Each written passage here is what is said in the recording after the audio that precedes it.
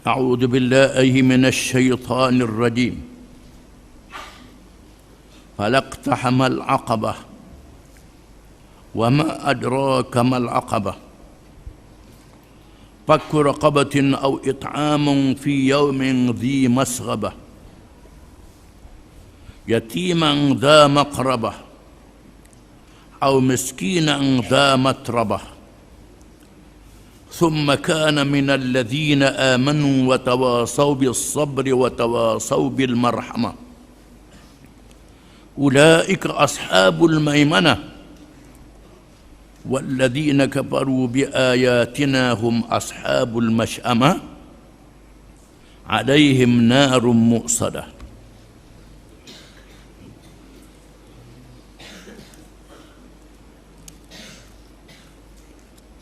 Maksudnya, dalam pada itu manusia tidak memilih jalan kebaikan, merempuh masuk mengerjakan amal-amal yang tinggi derajatnya di sisi Tuhan itu. Dan apa jalannya? Engkau dapat mengetahui apa dia amal-amal yang tinggi derajatnya di sisi Tuhan itu. Di antaranya bagi orang yang mampu ialah memerdekakan hamba sahaya atau memberi makan pada hari kelaparan kepada anak yatim dari kaum kerabat, atau kepada orang miskin yang terlantar di atas tanah. Selain daripada ia tidak mengerjakan amal-amal itu, ia tidak pula menjadi dia orang-orang yang beriman dan berpesan-pesan dengan sabar serta berpesan-pesan dengan kasih sayang. Ketahuilah bahawa orang-orang yang beriman serta berusaha mengerjakan amal-amal yang tinggi derajatnya di sisi Tuhan, merekalah golongan pihak kanan yang akan beroleh syurga.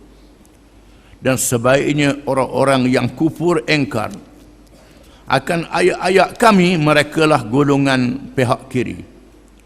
Mereka ditimpakan azab seksa neraka yang tidak ditutup rapat. Neraka yang ditutup rapat supaya bertambah kuat kesan kebakarannya.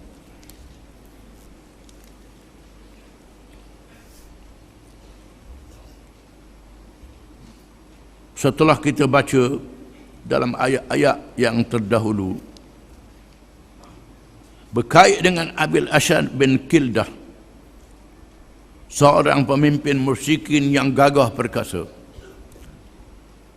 yang menunjukkan gagah tubuhnya, yang hartanya banyak, dibelanjakan hartanya untuk menentang Islam, menentang Rasulullah sallallahu alaihi wasallam. Allah Ta'ala mengingatkan bahawa Allah yang memberi kepada mereka segala-galanya, termasuk bibir mulut mereka yang boleh makan, minum, boleh bercakap, termasuk dua mata dan lidah, termasuk anggota yang lain. Dan Allah tunjukkan kepadanya dua jalan, jalan yang baik dan jalan yang jahat. Sepatutnya digunakan segala nikmat itu untuk melepaskan diri daripada halangan-halangan yang menyekat untuk mencapai kepada kejayaan dan kebahagiaan. Falaqtahamal aqabah. Mengapa dia tidak gunakan segala harta itu untuk membolehkan dia melangkah segala halangan-halangan yang menyekatkan dia untuk mendapat selamat dunia dan selamat di hari akhirat?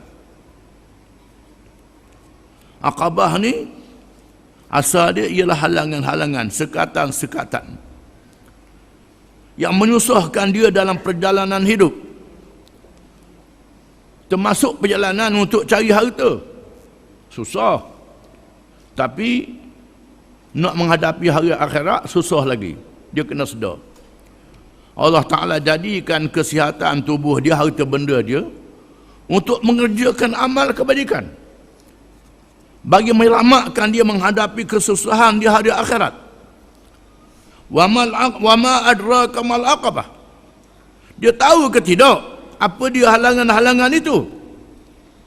Halangan hari akhirat, halangan selepas mati, dia reti ke tidak? Patutnya dia kena reti lah. Kerana dia duduk tengok orang mati hari-hari. Sepanjang masa ada orang mati. Harta tinggal begitu saja. Segala kekuatan dia hilang. Sepatutnya dia gunakan susah payah yang menghasilkan harta itu untuk amal kebajikan, bagi menghadapi susah payah selepas dia mati dan menghadapi hari akhirat. Fakku raqabah, di antaranya ialah memerdekakan hamba. Memerdekakan hamba yang pahalanya sangat besar. Ini adalah pendekatan Islam untuk menghapuskan perhambaan di kalangan sesama manusia. Kerana perjalanan hidup manusia ini berlakunya peperangan. Yang kuat menawan yang lemah. Dia pergunakan yang lemah ini sampai ke peringkat dijadikan hamba abdi. Islam tidak menghapuskan hamba abdi sekaligus, tetapi dengan mendidik manusia. Mendidik bahawa memerdekakan hamba abdi dapat pahala yang besar. Buat beberapa dosa, balasan hukumannya memerdekakan hamba. Di antaranya ialah bersetubuh dengan isteri di bulan Ramadan. Denda yang pertama memerdekakan hamba. Bersumpah langgar sumpah. Denda yang utama memerdekakan hamba. Mereka yang lakukan zihar, menyamakan isteri dia dengan mak dia. Denda yang pertama memerdekakan hamba. Membunuh dengan tidak sengaja. Denda yang pertama memerdekakan hamba. Barang siapa memerdekakan hamba, pahalanya sangat besar. Sehingga memerdekakan hamba dijadikan denda kesalahan-kesalahan yang besar dalam kehidupan manusia. Fakku raqabah, memerdekakan hamba. Itu satu cara untuk meninggikan martabat manusia sehingga boleh melangkah halangan-halangan yang tersekat, yang menyekat dia untuk menuju kebahagiaan di hari akhirat. Au it'amun fi yaumin dhi masghabah, ataupun memberi makanan. Memberi makanan yakni kepada orang-orang yang memerlukan makanan pada hari kesulitan, hari berlakunya kemarau, makanan payah, berlakunya inflasi, harga barang naik, orang payah nak beli barang makanan. Kita yang kaya ni gunakan kekayaan itu untuk membantu mereka yang susah ketika menghadapi bencana kehidupan ini. Sama ada bencana alam dengan sebab banjir, kemarau, dan suatu bencana peperangan, termasuklah bencana ekonomi yang menyusahkan orang-orang yang susah. Patutnya mereka yang senang gunakan duit daripada kesenangan itu untuk menolong, memberi makan kepada mereka-mereka yang memerlukan makanan. Yatiman za maqrabah, ataupun anak yatim yang ada hubungan keluarga dengan dia. Tolong anak yatim. Gunakan duit itu untuk bantu anak yatim. Au miskin yang dha matrabah, ataupun orang miskin yang terpaksalah sampai ke tanah. Dibandingkan kesusahan miskin ini, siapa melepek ke tanah susahnya, kemudaratan hidup itu. Tolong orang miskin yang berada dalam kesusahan ini. Gunakan kekayaan itu. Jangan gunakan kekayaan untuk lawan Islam. Ini gunakan kekayaan untuk lawan Islam. Gunakan kekayaan untuk menegakkan Islam. Guna duit untuk tarik orang kafir masuk Islam. Beri bantuan mereka yang nak menegakkan Islam. Orang miskin supaya ada peluang bagi dia untuk mengerjakan amal kebajikan dengan sebab kita tolong dia. Itu hikmat. Menolong mereka yang miskin dan susah. Ini digunakan untuk rasuah. Rasuah pula untuk lawan agama, untuk lawan Islam, rosakkan Islam.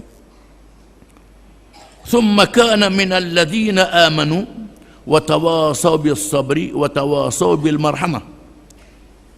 Kemudian jadikan amalan-amalan yang baik itu untuk bersama dengan orang-orang yang beriman. Orang-orang yang beriman yang diterima oleh Allah Subhanahu wa taala, dan berpesan-pesan dengan kesabaran, berpesan-pesan dengan kasih sayang di antara satu sama lain. Kalau tak boleh WPT, cakap baik, ucap baik, nasihat yang baik, suruh orang ikut yang baik, jangan buat kerja jahat, suruh benda yang diizin oleh Allah Ta'ala, suruh orang bersabar menghadapi kesusahan. Kita tak mampu nak beri piti, nasihat dia biar dia sabar. Satu caranya. Orang menghadapi kezaliman, tolong dia. Tak mampu nak tolong, suruh dia sabar. Dan berpesan kepada orang lain supaya tolong orang lain, supaya berkasih sayang di antara satu sama lain. Nasihat orang, kempen orang supaya beri derma, tolong orang-orang yang susah. Ulaika ashabul maimanah. Mereka itulah orang-orang yang dianggap sebagai orang-orang yang kanan, iaitulah yang menerima suratan amal pada hari akhirat dengan tangan kanan, merupakan ahli-ahli syurga. Amalan soleh mereka diterima oleh Allah Ta'ala. Suratan amal soleh itu diserah melalui tangan kanan mereka. Itulah orang yang beriman dan mengerjakan amal yang soleh, yang berakhlak dengan akhlak yang mulia. Walladzina kafaru biayatina hum ashabul masy'amah. Dan orang-orang yang kafir terhadap ayat-ayat kami, ayat-ayat Allah, termasuklah Rasulullah SAW, yang menentang Rasulullah, yang lawan Rasulullah, yang lawan Quran, lawan kitab Allah, mereka itulah orang-orang yang celaka. Yang celaka pada hari kiamat diserahkan suratan amal mereka dengan tangan kiri. Merupakan satu penghinaan daripada Allah Subhanahu wa taala. Alaihim narun muqsadah. Di atas mereka api neraka yang berlapis-lapis, yang tertutup. Bukan saja berlapis-lapis, tertutup pula sehingga tak boleh nak bengah, tak boleh nak angkat kepala, nak angkat tubuh. Diseksa dengan azab neraka, dengan seksa yang sangat menyakitkan. Allahumma la taqtulna bighadabik wa la tuhlikna bi'adabik wa najjina min dhalika ya Rabb. Ya Allah, ya Tuhanku, jangan kau binasakan kami dengan murka-Mu, dan jangan engkau binasakan kami dengan azab-Mu, dan selamatkan kami wahai Tuhan. Itu permohonan yang kita kena buat setiap masa. Wallahu a'lam.